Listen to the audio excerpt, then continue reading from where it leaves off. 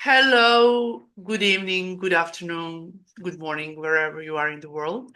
This is Christina, your host today, and this is new episode of Kesson Podcast and Business Alone with Christina.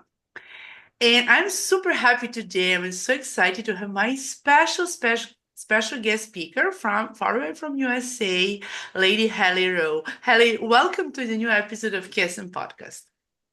Thank you. Thanks for having me. Thanks for joining me. We met online and I'm super happy with that. Tell us a little bit about you, who you are, Yeah, what you do, and for sure. So I'm a marketing and sales coach and strategist. I'm also a LinkedIn lead gen service provider. And I work primarily with online health coaches, life coaches, mindset coaches, and providers. But mostly they want to establish their business and grow their clientele online. Maybe they've had experience locally or they haven't had much experience at all and they're looking to grow. And so I help them with marketing and how to put themselves out there and how to structure their offers and all that kind of stuff. And I got into this because originally I had an interest in coaching from a young age. I was actually an old soul and got a bunch of different certifications. But then I went to school for entrepreneurship and got my bachelor's degree and told myself I was not ready yet to have my own business. And so I ended up working in the startup world in business development and marketing. And I loved it because it taught me a lot about how to write good copy and how to market. But I knew I still wanted to have my own business one day. And in 2017, one of the companies that I worked for had a bunch of delays, was not going to be able to open when they thought they were going to be able to, and had to let the entire team go. And I used that as my opportunity to say, okay, this is the time. I'm going to start my own business. So I did that in 2017 and started the Health Coach Nation podcast, which is business tips for coaches, and been doing it ever since. So it's been a wild ride, but I'm happy to be here. I'm happy to have you here, and it's for a start of our podcast today. It's lovely, just what I'm going to expect, how it's going to be an amazing story with you, like to share with our audience. And Haley, and you told that when you were in your young ages, and you said, okay, I don't want it to go, I don't want it to start to my entrepreneurial journey. I wanted to experience. And in terms of what did you learn a lot of lessons there just to start and how to start your business journey in your background? Yeah, totally. So I'm one of the few people who, they say you go to college and you get your degree and you usually don't end up doing anything that has anything to do with your degree. But I'm one of the few people who actually did something that I now use. And of course, it can't prepare you for, getting a degree and working in the startup world still won't prepare you enough for your own business because when everything's your own, you suddenly take things just very personally sometimes. And so you have to learn how to separate yourself and your personal value from your business. But it did help me know like these, it helped me know some of the stats going in that, people are going to require several touch points with you before they respond or before they express interest in your service.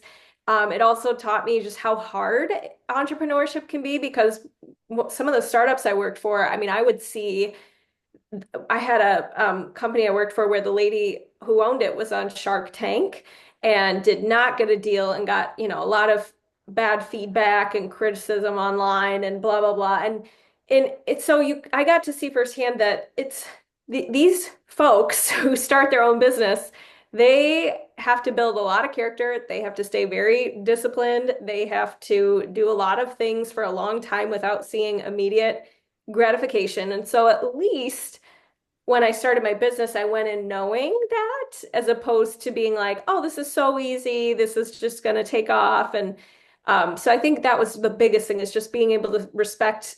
I really respect the people who I got to work with and work for because I got to realize how much they put into their business. Yeah, and when you mentioned that it's not easy to be entrepreneur. It's people, as you said, it's going to be no, it's a hard work because especially with mompreneurs who, who juggling between mom and entrepreneurship Yeah. and other things. And when you mentioned that also, but you need to put a lot of energy, a risk, journey, energy and knowledge and all those kind of things and obstacles in some way on your way to success. And this is not it's not easy way to be entrepreneur. I mean, Yeah, absolutely. and when you mentioned that, for example, or some people who wanted to start, let's say there are different type of people, and maybe there are people who just cut off corporate job and just move to the business journey or have business idea and wanted to start business. But what is your Yeah. experience working with your clients in that way? Yeah, so I think the first thing is to know you don't need to completely quit your job and do a 360 overnight. But what you do need to do is be very, very consistent and start breaking things down into manageable steps. So the first step is to ask yourself, okay, what do you want your offer to be, and what do you want your target audience to be? And for many, they usually start a business out of a passion that they have. But I would suggest making sure that there's a need or want in the market for the kind of thing that you want to do. And make sure that you find a balance between, what the market wants, what you want, and just making sure that you're picking something you can provide confidently. So kind of starting to work on that, like quote unquote elevator pitch about what you do and your offer and what's included in that offer and how do you price it. Those would be some of the first things you probably want to tackle. But I think a lot of people, once they figure that out, they start to think they need a website and they think they need all these things that are super fancy. Like I'm a fan about having a website at some point, but I don't think you need it. I don't think you need a full-on 7-page website to get your business off the ground and get your first customers. And I also don't think you need to wait for your website before you can start marketing and booking clients. So I think it's important to start getting proof of concept with your offer, and maybe that means you run a beta program or you offer it at a discount to get your first people to give you reviews, or you offer it for free to just make sure you're getting feedback to make sure it's what people want, and then build a website and do all the other things. But start making your first dollar, in my opinion, and or getting proof of concept before you go full in on a website and all these other fancy softwares and tools and things like that. I agree with you 100% because when you wanted to start your business, you need to test it, to research it. I have been having one podcast today before we start our today, and she said, go to the strangers, ask them. Maybe sometimes you need to ask your family just to test it and say, okay, I wanted to do this and that. What do you think? As you said, get reviews, Yeah, but before you start, you need to have clients. Either that you can yeah, make it website. There are people who don't have makes websites still, like hairdressers, like they have yeah. clients many years, long-term journey, and or Hmm. just and you, as you said, I agree with you. And when you mentioned that in terms of your clients, how did you choose, or why did you choose to work with healers, wellness? What did you say, coaches? Can you share with Yeah, us? And what kind of problem, pain points do you solve for that? yeah. So I have been into wellness and personal development from a pretty young age, and I've always found it really interesting. And I personally, in college, I did some nutrition consults. I actually did personal training in college. I gave wellness talks. I liked that, but it wasn't like I was more interested in just learning about wellness. It wasn't what I wanted my business to be. Like it kind of took the fun out of it actually for me personally when I started doing it as a business. And I always naturally have liked marketing and sales. And I even like sold fitness DVDs when I was in high school. And like I like that kind of stuff. And so to me, that felt more natural to create a business around because I went to school for entrepreneurship and then I started working in business development and marketing. And the companies that I was working for, which is how I decided my niche, they were primarily wellness startups or just like one was a certification company and things like that. So I was in that coaching world, I was in that wellness world. I liked that kind of world, but I liked being on the side of marketing and, I'm very logical and I like to, in the work I do, I like to be able to, help with strategy and stuff like that. So I think that was played a big role. And then what happened was, when I was starting my business, the people who naturally were reaching out to me with questions about marketing and stuff were wellness coaches. And I loved talking to them. And so I did some market research or just kind of did some interviews where I talked to different types of coaches and their struggles. And what I found out is, and I can relate to this because I think a lot of beginners feel this way. They get a certification, they feel all excited about starting their business, but they don't realize that they're going to have to now become a marketer, a salesperson, wear a ton of different hats, and really become an entrepreneur. And I think a lot of people think they're just going to do their certification or whatever, and then people will just come to them and discover their website or discover them. And that's not true. You have to put in the marketing steps and the lead generation steps to be able to be discovered these days, especially with how crowded it is online. So, where naturally I loved talking about that kind of stuff, and naturally there was a need for that. So that's kind of how it all came about. Yeah, that's lovely. And I always say that I my job and naturally my podcast came up.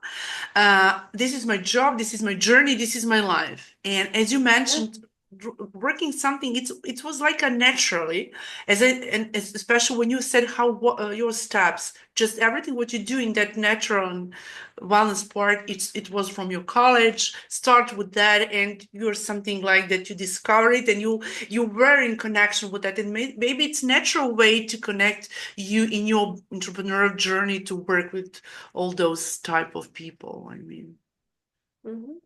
Yeah. yeah, this is natural. Well, this is the best way, I mean, for me, just to enjoy your journey in a business. And I must say, just if you give me when we met each other, I was so happy when you mentioned that you have your guest speaker, very, very, Amy Butterfield, and also you run your podcast, your live. Can you share with us about it? Because and who you Yeah, absolutely. mostly host, either your Yeah. clients, and how do you connect with them, and just maybe for audience to have a little bit bigger picture about what you do. Yeah. So I'll tackle the podcast first. So I have a podcast called Health Coach Nation, and it's marketing, sales, time management, and mindset tips for coaches and service providers. And how the Amy Porterfield thing came about was I have been podcasting since 2017, and I believe it was about a year or two ago where she was launching a book about quitting your 9 to 5 and going all in on your business. And because she works with a lot of people who are beginner entrepreneurs, somehow they discovered my podcast and emailed me and said, "Hey, we're doing this book launch, we're doing this live blitz of Instagram live interviews, and we'd love for you to interview Amy on your Instagram live." Now, here's where repurposing comes into play. I was like, "Yes, I will interview her on my Instagram live." But I repurposed my Instagram live into the podcast, which I do often. And so it was a really cool experience. And I was very nervous, but because I'd been a fangirl, when I first started my business and was in that midst of like just wanting to surround myself with positive words and people. She was one of the positive people that I found. And the other thing, so then with clients, to answer your other question, I work with them on, I have a framework called Grow Your Business the Fast Way. It's an acronym. And it stands for followers, action, sales, time management, and transformation. And what I mean by that with followers is we work on lead generation. So, how do you want to be bringing new people into your world? We work on making sure your message is clear. And then action is helping you with making sure your marketing and your website or whatever it is that you are, wherever you're communicating with people, making sure that it's compelling enough that people want to take action. And then sales is helping you with your sales process. So making sure you feel good about overcoming common objections in your marketing, what you're selling, and making sure the price makes sense and your business model makes sense. Time management, which is helping you with what to focus on and navigating overwhelm and putting things in order and prioritizing.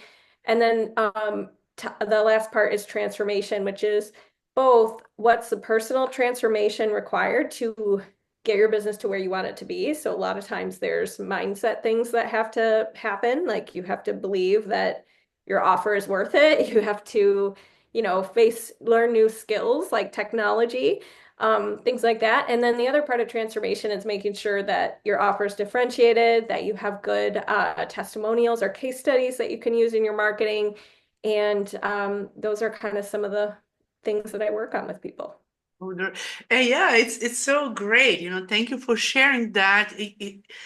Time management. Maybe we can tackle one today. Let's say, what do you want? Maybe time management to talk about it. Let's a little bit Yeah, just to I'm share with open to our that. audience. Maybe transformation or, but before we start with that, what I wanted to share when we mentioned Amy Potterfield. Mhm. I saw her podcast on FeedSpot, and my podcast, sometimes this is a top 20 on by FeedSpot, and I got an email from Oh, the cool. owner of that platform, and he congratulated me on the 20 of best or 20 to follow in the best of in category of online business on in all web by FeedSpot. And which is curious is that Amy Potterfield podcast at the first at the place first one, and other my podcast is sometimes 10, sometimes 11, Wow, that's sometimes awesome. 9. It was in place 6, 7, depends of how metrics, how you just deliver it once per week, twice per week, and other things. And for me, it was like, okay, it was for me, okay, this is such a new obligation to get more and more speakers. Content is excellent, and as you are today, like every single speaker, special guest speaker, I'm super happy with that. So, and I will try to be better and better in that to host amazing speakers and entrepreneurs and coaches as you are. Thank you for Oh, again for joining today. And if you wanted to share with us something like a core, what you wanted to share mostly, if you wanted to share whatever you in your mind in terms of business, is it time management or what do you want to, with everyone maybe to share a little bit like a masterclass today, oh like yeah. Yeah, sure. Yeah, I mean, I'd love to talk about time management and I'm definitely open to that. So, do you want to ask questions about it or do you want me to yeah, I kind of want to, yeah, and it was in my mind, time management. Why is important, how is important, and how we can respect, how we can follow time management, like to-do list, Mhm. because we have only 8 hours per day to Yeah, be in work, to work there, or however, either that we could work online from home, from office, yeah, offline, however, and just maybe share with us little tips for yeah, time yeah. management, which will be really useful for our listeners and all Okay, all cool. people all around the world who are entrepreneurs Yeah, and either um, family managers. They need yeah. also we're Okay. family Well, people. I So mean, first of all, I think entrepreneurs, we just have to acknowledge you probably have other things in your life too, like you're a mom or you also, care for your older parents or something like that. So we all have a lot going on. So I think the first step when you want to manage your time better is to do a big, huge brain dump of everything you feel you want or need to do this month or this week. So pick a time frame that you're going to be planning for. And typically I like to do it weekly. So, do a big brain dump of everything on your mind this week. You got to run the kids over here. You got to do this for your business. You got to contact so and so, whatever it is. And then you also want to write down what are your goals that you want to focus on this month and what types of things do you need to be doing this week to be moving towards those goals. And those should be in a separate category almost so that you can look at what are the goal-oriented activities versus what are just the other stuff that I have to do. And once you have your big brain dump, you want to take a look and you want to think about, okay, which of these things on this to-do list are things that literally must be done this week or there will be major consequences? Which of these things could be nice to get done this week, but if they don't happen, it's not the end of the world. And then which of these things just don't even belong on this list for this week because it's not realistic, I don't have to do it, etc. And then from there, what you want to do is what I like to do is make a wish list for the day. So in the morning, if you can, write down, look at your weekly brain dump and all the different tasks and how they're prioritized, the top priority, the stuff that doesn't have to be done this week, and then the stuff for later. And pick from that, what would you love to do today? And when you're writing your wish list, try to make sure that the things on it are broken down into 30-minute tasks at least, and something you could say, yes, I did, or no, I did not do this. Because sometimes what people do is they set their day up for failure because they write a task down that's, work on my podcast. But what does that really mean? Are you working on the podcast cover art? Are you editing an episode? Are you trying to name an episode and write the title? Like, we need to decide what does this truly mean and turn it into something you can make manageable and actually follow through on. And so then once you look at your wish list, you are then going to look at your actual day and what meetings, obligations, things that you have to be at. Like, I got to pick up my kids at 3. I have to, I have a meeting at 12. I have a podcast interview at 9. Like, write all those down and then look in the order of your day, where are the open gaps? Where do you have space to pull from your wish list, your top priority things that you want to do, and what realistically fits into your actual day. So we have our wish list day, but we're going to have a final actual day that incorporates all the other stuff we have to do and our meetings and all that. And if you're constantly finding that you can't do the things on your wish list every day because your day is so cluttered with meetings, with other things you have to do, that's where you have to start deciding, do I want to, I have like 4 Ds, how you decide what you want to do with your tasks. You either need to do it, so make room for it, no excuses, move other stuff off your calendar. You need to delay it and say, I'm okay with waiting and not prioritizing this right now in this current season of my life. You need to dump it because it's either a step you don't really need or you think you need it, but it's not like the client generating activities, quote unquote, that are probably most important to you right now at this time. Or you need to, so I do it, dump it, delay it, and now I'm forgetting my last one. I think my last one is, what was it? Delegate, delegate. So sometimes you might need to Yes, say, delegate is very, very I can't, important. yeah, I can't do my content. I'm going to delegate it. So that would be what you want to do if you're finding that constantly you can't get to the things you want to get to. And then I think the other piece about time management that's super important is making sure that you're evaluating as you go, because I can't tell you how many times I see people beating themselves up just because, oh, I can't get to everything and I never do and blah, blah, blah. But they never take a chance to actually evaluate, how long are certain things taking me? Am I actually timing my day like accurately? And when you start to learn how to do that, you can actually become really good at knowing if you can do something or not and honor your commitments to yourself, which builds a lot of confidence. And for me personally, like if like I time myself for everything. I have this podcast timing right now on my phone because at the end of the week, I get an email from Toggle. I use this app called Toggle, Toggl, and it sends me a summary of how I spent my time that week. And I'm able to see, like, wow, content took me forever. I wonder why. Oh, it was because I did XYZ and I started getting distracted and then I started scrolling and blah, blah, blah. So it keeps you kind of in check. So I think having some kind of evaluation process, whether it's what went well this week, what didn't go well this week, what do I want to improve next week, or having some kind of tool like Toggle to help you track can be really helpful.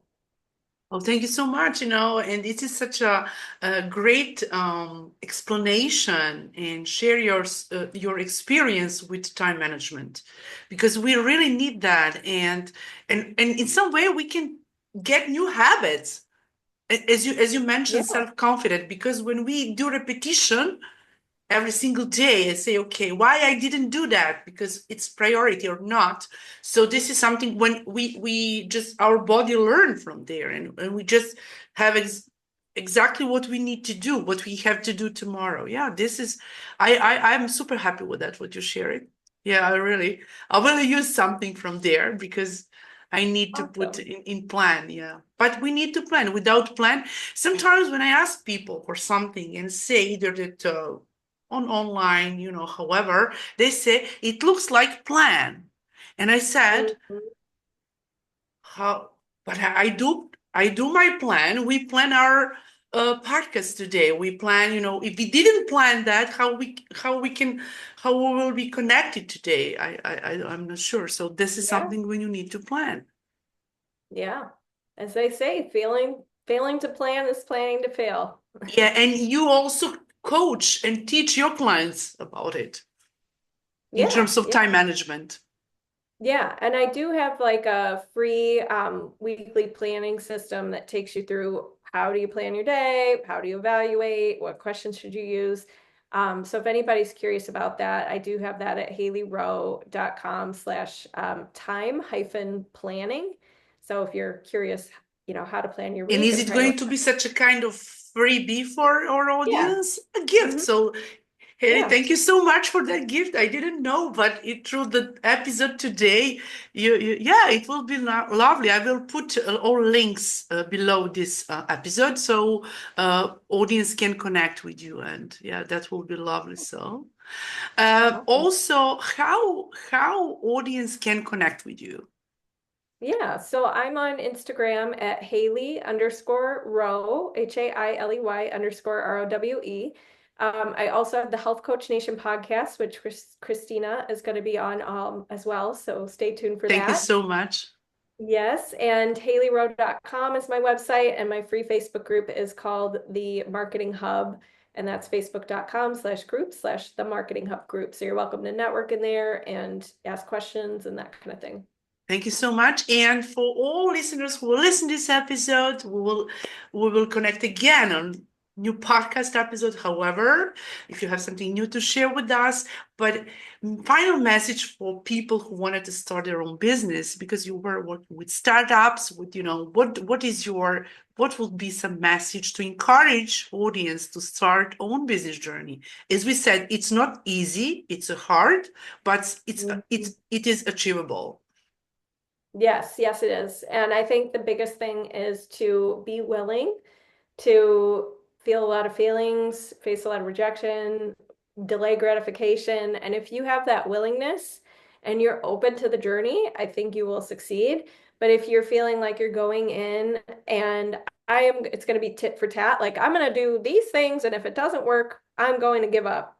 Okay, well, then entrepreneurship isn't for you. You just have to be willing to stay with it as long as it takes until you get to where you want to be. And that process is where your biggest growth comes from and how you'll accelerate your journey. Like if you are on your journey and you're learning and you're pivoting and you're in it, you're going to grow so much faster than somebody who's like, I'm just going to do these things, and if it doesn't work, I'm out. So stay with the game.